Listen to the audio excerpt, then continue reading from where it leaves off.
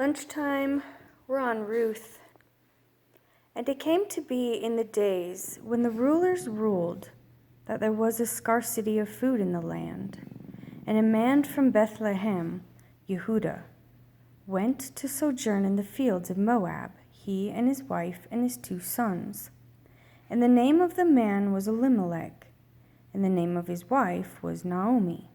And the names of his 2 sons were Mahlon and Chilion, Ephrathites of Bethlehem, Yehudah. And they went to the fields of Moab and came to be there. And Elimelech, husband of Naomi, died, and she was left with her 2 sons. And they took wives of the women of Moab. The name of the one was Orpah, and the name of the other Ruth.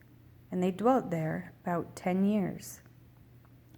And Mahlon and Chilion also died, both of them. So the woman was bereaved of her 2 sons and her husband.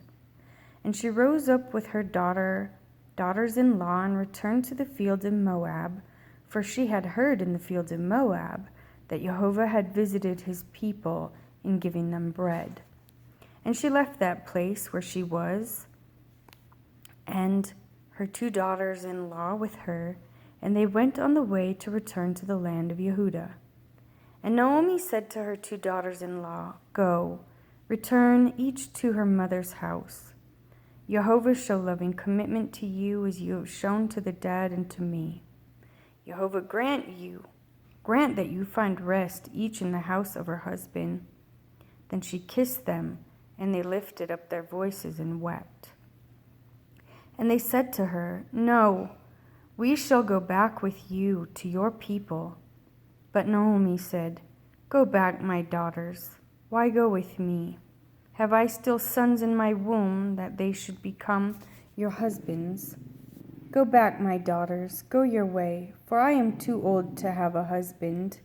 If I should say I have expectancy, even if I should have a husband tonight, and should also bear sons, would you wait for them till they were grown? Would you shut yourselves up not to have a husband? No, my daughters, for it is much more bitter for me than for you, because the hand of Jehovah has gone out against me. And they lifted up their voices and wept again. And Orpah kissed her mother-in-law, but Ruth clung to her. And she said, Look, your sister-in-law has gone back to her people and to her mighty ones. Go back, follow your sister-in-law. But Ruth said, Do not urge me to leave you, or to go back from following after you. For wherever you go, I go, and wherever you stop over, I stop over. Your people is my people, and your Elohim is my Elohim. Where you die, I die, and there I shall be buried. Jehovah do so to me, and more also, for death itself parts you and me. And when she saw that she was strengthening herself to go with her, she ceased to speak to her. And both of them went until they came to Bethlehem. And it came to be, when they had come to Bethlehem, that all the city was moved because of them. And they said, Is this Naomi? And she said to them, Do not call me Naomi, call me Mara, for the Almighty has dealt very bitterly with me. I went out filled, and Jehovah has brought me back empty. Why do you call me Naomi, since Jehovah has witnessed against me, and the Almighty has done evil to me? Thus Naomi returned, and Ruth the Moabitess, her daughter-in-law, with her, who returned from the fields of Moab, and they came to Bethlehem at the beginning of barley harvest. And Naomi had a relative on her husband's side, a man of great wealth of the clan of Elimelech, and his name was Boaz. And Ruth the Moabitess said to Naomi, Please let me go to the field and glean heads of grain after him in whose eyes I find favor. So she said to her, Go, my daughter. And she left and went and gleaned in the field after the reapers.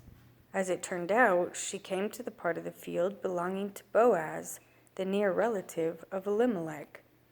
And see, Boaz had come from Bethlehem and said to the reapers, Jehovah be with you. And they answered him, Jehovah bless you. And Boaz said to his servant, who was appointed over the reapers, Whose young woman is this? So the servant who was appointed over the reapers answered and said, It is the young Moabite woman who came back with Naomi from the fields of Moab. And she said, Please let me glean and gather among the sheaves behind the reapers. And she came and has remained from morning until now. She sat a little in the house. And Boaz said to Ruth, You have heard, have you not, my daughter? Do not go to glean in another field, nor go from here, but stay close to my young women. Let your eyes be on the field which they reap, and you shall go after them. Have I not commanded the young men not to touch you? And when you are thirsty, go to the vessels and drink from what the young men have drawn. And she fell on her face, bowed down to the ground, and said to him, Why have I found favor in your eyes, that you should take notice of me, seeing I am a foreigner? And Boaz answered and said to her, I have been told all that you have done for your mother-in-law since the death of your husband, and how you have left your father and your mother in the land of your birth, and have come to a people whom you did not know before. Jehovah repay your work, and your reward is complete from Jehovah Elohim of Yisrael, under whose wings you have come to seek refuge. And she said, Let me find favor in your eyes, my master, because you have comforted me, and have spoken to the heart of your female servant, though I am not like one of your female servants. And Boaz said to her, Come here at mealtime. Then you shall eat the bread and dip your piece of bread in the vinegar. And she sat beside the reapers, and he passed roasted grain to her, and she ate and was satisfied and had left over.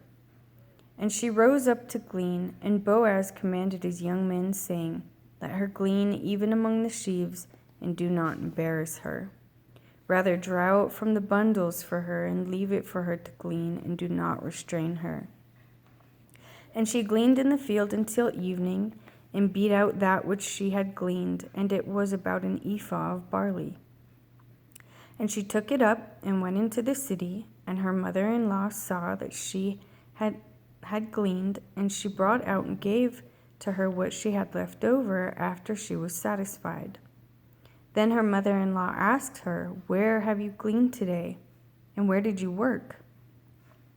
Blessed be the one who took notice of you. And she told her mother-in-law with whom she had worked, and said, The name of the man I worked today with is Boaz.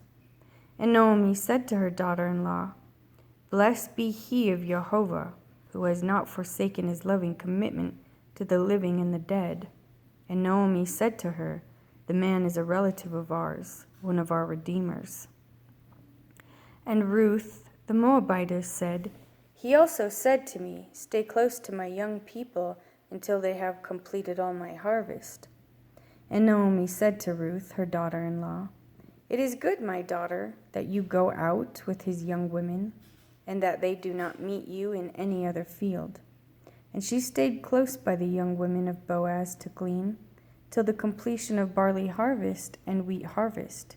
But she dwelt with her mother-in-law.